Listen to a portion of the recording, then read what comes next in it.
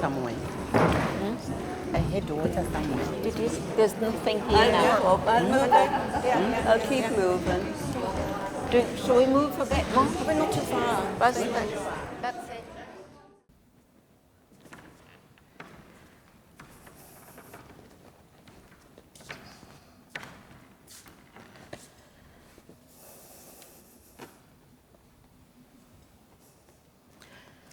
Can I be honest? With COVID, we missed so much in the rest of life. The thing about COVID that worries me is unemployment. And this will definitely influence my future. I think the economic situation after COVID may be very bad. I am unemployed for 8 years. Since 2015, I worked as a volunteer library assistant. At least 5 times I applied for the library job there, and I didn't get it. I'm asking myself if I'm valued after 5 years as volunteer, and tell me why I didn't get the job. All the years of my life I have worked. I trained in banking and finance and was working as a banker when I came here on a visitor's visa. I worked until I was 65, and now I'm 75. I came from Jamaica at the age of 19.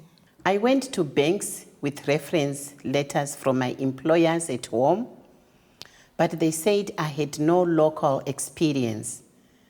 It was very stressful, getting all the doors closed. You know when you have worked in a field for 25 years.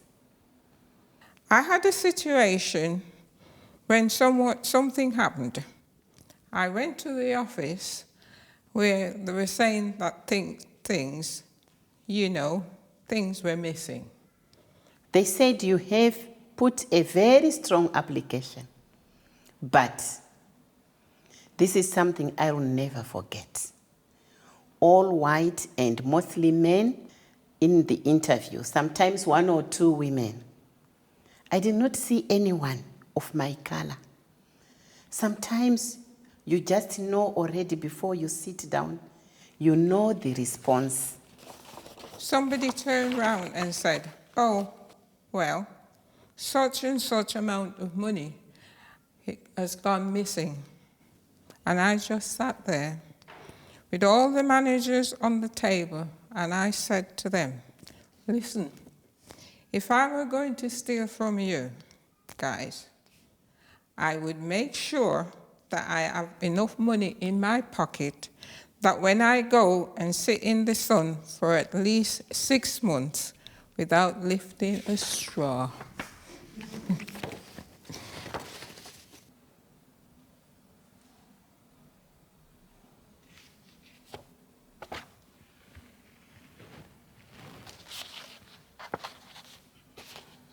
I retired when I was 65. The situation at home had made me ill. My marriage had broken up, and my husband had been removed from our home. And the penny dropped. How would I live? My state pension would be £51 per week. And when I inquired where was the contributions that my husband had made for me, being a stay-at-home mum for all the years that I looked after our family, I was told, "Oh yes, that's included in your state pension." And I said, "How much am I getting paid?" And I thought I heard him say 150. And I said, 150 a month? No, he said, £1.50 a week. That's the contribution from your husband. Do you know, I have dream. I had this dream that when I was younger, like we all do, we all dream, don't we? I was going to get married. I was going to have my 8 children, and was going to have my 7 boys and my little girl. And I was going to live really happy and go to work.